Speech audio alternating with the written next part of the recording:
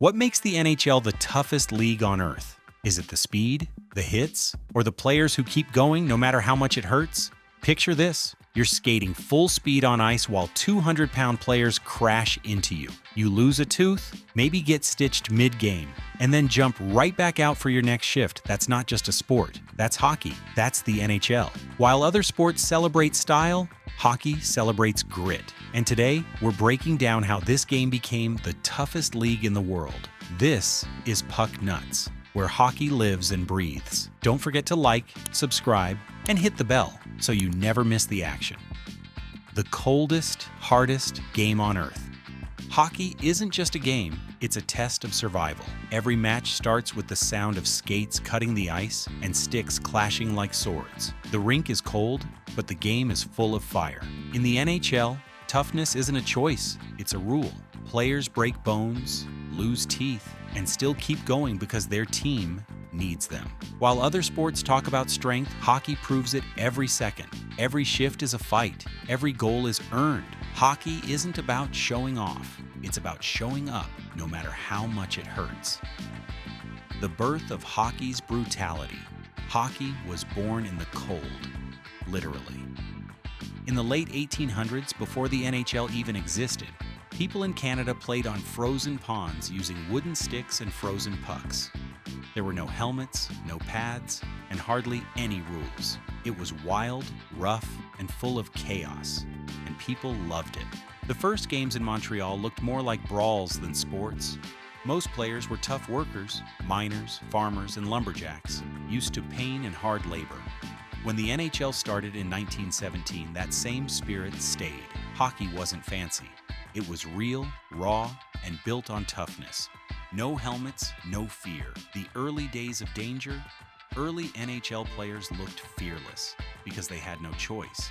They skated without helmets, mouth guards, or even full sets of teeth.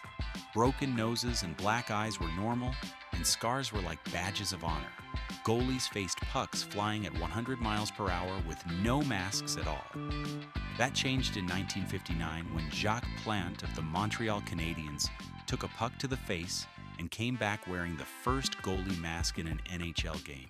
Before that, players simply accepted pain as part of the job. Those early years built hockey's image, brave, bold, and unbreakable.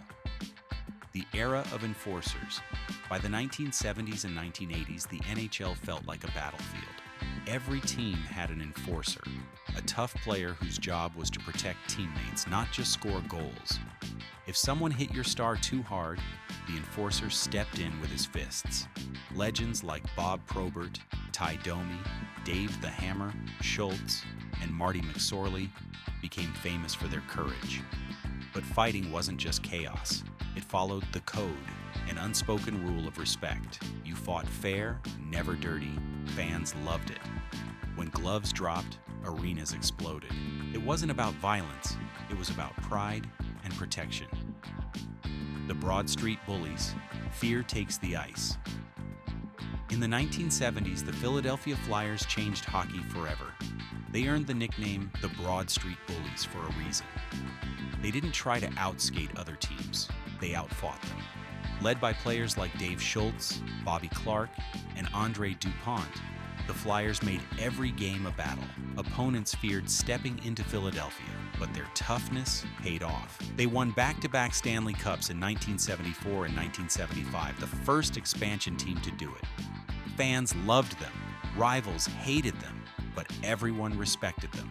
The Flyers proved that toughness wasn't just attitude, it could win championships. Pain is part of the game. In hockey, pain doesn't stop the game, it's simply part of it. Take Bobby Baun, for example. During the 1964 playoffs, he broke his ankle, left the ice, and then came back to score the winning goal, skating on that same broken ankle. Or Gregory Campbell in 2013, who blocked a 90-mile-per-hour shot that broke his leg, but still finished his shift before falling to the ice. And Patrice Bergeron played the 2013 Stanley Cup Final with a broken rib, a separated shoulder, and a punctured lung. These players didn't do it for fame or money. They did it because giving up wasn't an option. In hockey, pain isn't just endured, it's worn like a badge of honor. proof of love for the game. Fights that made history. Over the years, hockey fights have become a big part of NHL history. Moments fans will never forget. When Bob Probert and Ty Domi faced each other, the crowd went wild. Two of the toughest men in hockey, fighting not out of hate, but for respect. Then there was the Good Friday Massacre in 1984, a massive brawl between the Montreal Canadiens and Quebec Nordiques. Players fought everywhere, and more than 250 penalty minutes were given out. It looked more like a war than a game. But not every fight was something to cheer for. In 2000, Marty McSorley hit Donald Brassier in the head with his stick, one of the darkest moments in hockey. McSorley was suspended and even faced charges in court. Moments like that made the NHL realize it needed to set limits. Still, even as the league changed, one thing stayed the same. Players always stood up for their teammates. The Code, hockey's unwritten rulebook. Behind all the chaos and fights in hockey, there's something deeper, the Code. It's an unspoken rule that every player understands. If someone hits your teammate unfairly, you stand up for them. If you take a cheap shot, you know payback is coming. But there are limits. You never hit from behind, never fight someone who doesn't want to, and you stop when they're down. It's about respect, even in the middle of violence. For decades, the Code kept the game fair and balanced. It gave hockey its own kind of justice, built on honor, pride, and accountability.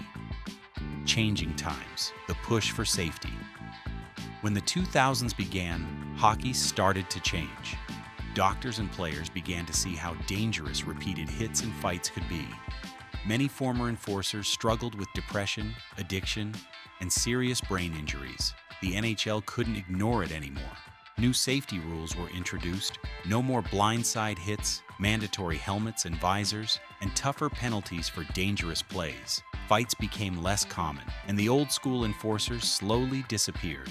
Some fans said the league was getting soft, but others knew the truth. Hockey wasn't losing its toughness, it was protecting its players. Today's players are still warriors, they just fight smarter. The new kind of toughness. Today, toughness in hockey looks different. The modern NHL is faster, smarter, and more demanding than ever before. Players aren't just strong, they're incredibly resilient. Sidney Crosby fought through serious concussions and still came back to win multiple Stanley Cups. Alex Ovechkin hits hard and scores even harder, breaking records year after year. Connor McDavid skates faster than anyone, takes big hits, and still finds a way to lead. Today's players train all year, care for their bodies, and focus on their minds too. Toughness now isn't about fighting others. It's about pushing yourself through pain, pressure, and doubt. The heart of hockey's toughness hasn't changed. It's just evolved. Goalie grit, the last line of defense. If you want to see real courage, just watch a hockey goalie. They stand alone facing pucks flying over 100 miles per hour, knowing that one mistake could lose the game. Legends like Patrick Roy, Dominik Hasek, and Martin Brodeur turned goaltending into an art, combining lightning-fast reflexes with fearless bravery. Today, goalies like Andrei Vasilevsky and Igor Shesterkin face even tougher challenges. Faster shots, stronger players, and heavy mental pressure. They dive, stretch, and take hits straight to the mask, yet they keep getting up. Goalies might not throw punches, but their strength is in their calm. The courage to face fear, over and over again. Blood, ice, and brotherhood. For all its roughness, hockey is built on respect. After long playoff battles filled with hits, bruises, and fights, players always line up for the handshake. Enemies during the game, brothers right after. It's one of the most powerful moments in sports because it shows that behind every hit and punch, there's mutual respect. Players know what it takes. The pain, the exhaustion, and the sacrifices. That shared struggle connects them in a way nothing else can. No matter how hard the game gets, hockey players never forget they're part of something bigger. A family built on ice, effort, and respect. Fans love the grit. Hockey fans don't just watch the game, they feel every moment of it. They cheer when a player blocks a shot with his body, when he gets back up after a hard hit, and when he keeps fighting no matter what. It's not about being perfect, it's about showing heart. That's why hockey fans are some of the most loyal in the world. They see themselves in the players, tough, humble, and hardworking. In a world that often celebrates style and fame, hockey still celebrates effort. Every bruise has a story, every scar means something, and fans truly respect that kind of honesty. From blood to brilliance, the legacy of toughness. The NHL story is filled with blood, brilliance, and bravery.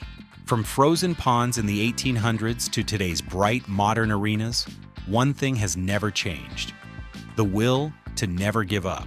Sure, the fights aren't as common now, the rules have changed, but the heart that built hockey, that same fire in the eyes of the first players, still burns strong today. Hockey's toughness isn't just about hitting or fighting anymore. It's about resilience, staying strong when the ice feels shaky and the odds are against you. That's what makes hockey more than just a sport. It's a story about human strength and never giving up. The spirit that never melts. The ice melts at the end of every season. The bruises fade, the scars slowly disappear, but the spirit of hockey, the toughness that built this game, never goes away. The NHL didn't earn its reputation by talking tough. It earned it through action, through players who gave everything they had, every single night. Today, toughness isn't just about fights or hits. It's about heart. It's about passion.